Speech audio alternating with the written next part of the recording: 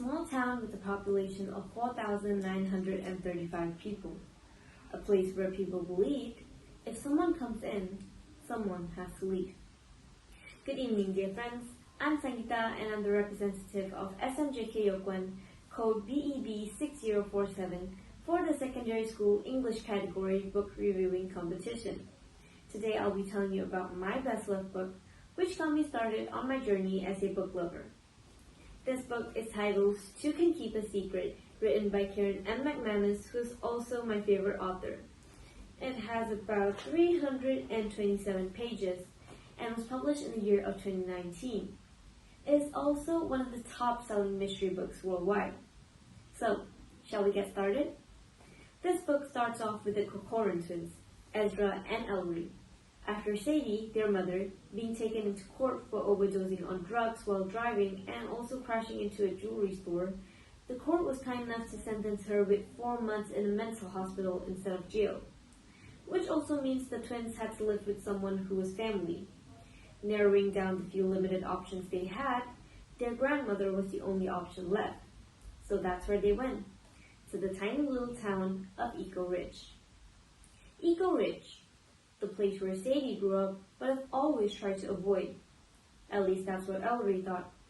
As someone who was crazy about crime and investigation books, every little thing about that town piqued her interest.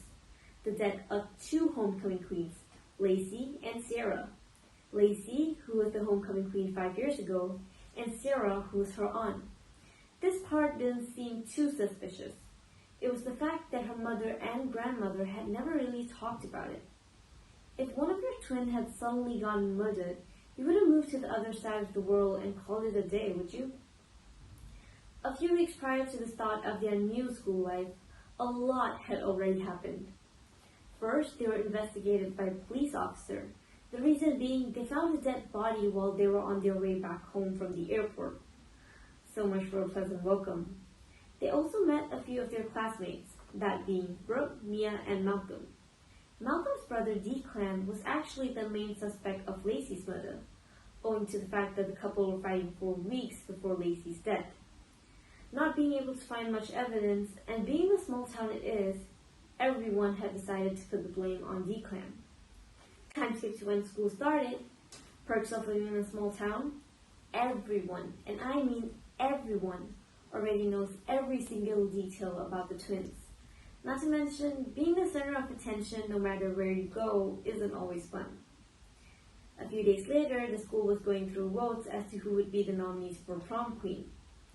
As the school president was announcing the names of the candidates, everything was normal, until the last name was called out. Brooke, Catherine, those were the expected names. But then came the name Ellery. And there it was. The inauspicious feeling was back. The threats had already begun. The last 2 murders were almost 20 years apart. But this was a whole new level of frightening. Threats came from hanging dolls with carved out faces covered with blood, lockers filled with ominous words, up to the point where they filled Brooke's car with raw, bloody meat. Didn't feel like a good year to be homecoming queen. A few weeks after this continuous threat, everyone and everything turned quiet. It was as if the whole town was hungover. But the one thing that changed the most was not the atmosphere of the town, but Brooke's personality. She turned from this cheerful, bright lass into the most dull, boring, and lifeless person. That day, after getting drunk at a party, she was offered a ride home by the Corcoran twins and Malcolm. The next morning was something no one had expected. Brooke had gone missing, and all hell broke loose. Of course, after people found out that Malcolm was the last person who was with Brooke, and as someone who didn't really have a good background, she was obviously the first suspect. A few weeks passed, and still no news of Brooke. Until that evening. Ellery was requested by her grandmother to the living room. The only words that left her mouth was, "Brooke's gone." And as if on cue, her legs turned weak and gave out. Since Brooke's passing, The cops were in and out of the Kelly mansion in order to interview Malcolm over and over and over again.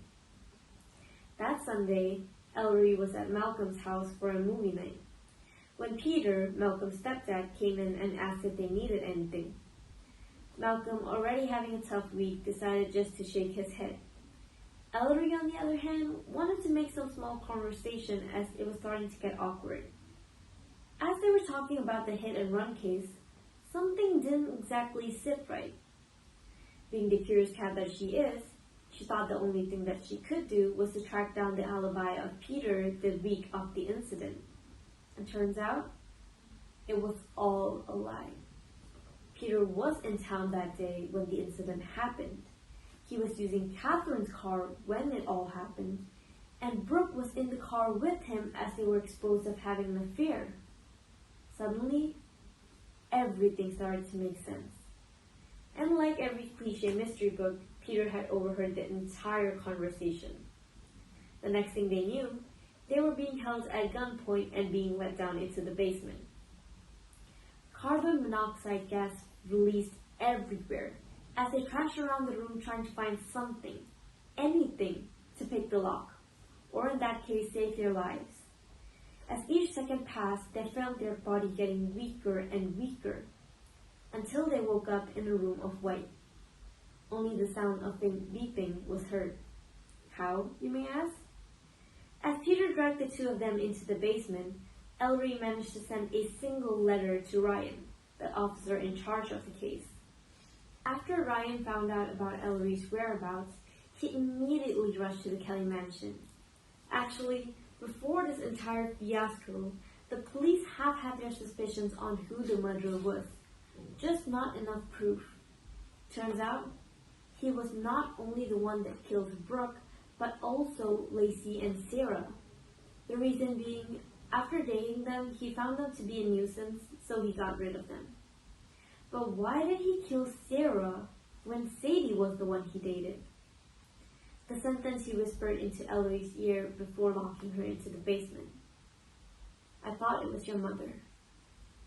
That very sentence that would haunt Ellery for the rest of her life until it was her turn to lay in a grave.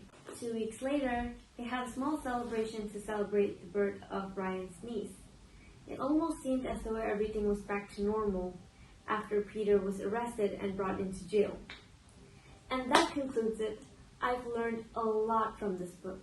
Life gets hard sometimes, not only for me, but for everyone. Life treats everyone differently, and this book motivates me to try my best even when the situation seems hopeless. Being the book that I've read repetitiously and still enjoy reading, I can definitely guarantee it's something like no other. Even though each chapter ended with a cliffhanger, the ending just blows me away every single time. Definitely a 10 out of 10. Well, that concludes it. I'm esteemed for this opportunity given to me to attend this competition, and thank you, dear listeners, for your time. God willing, you have an astonishing day ahead of you.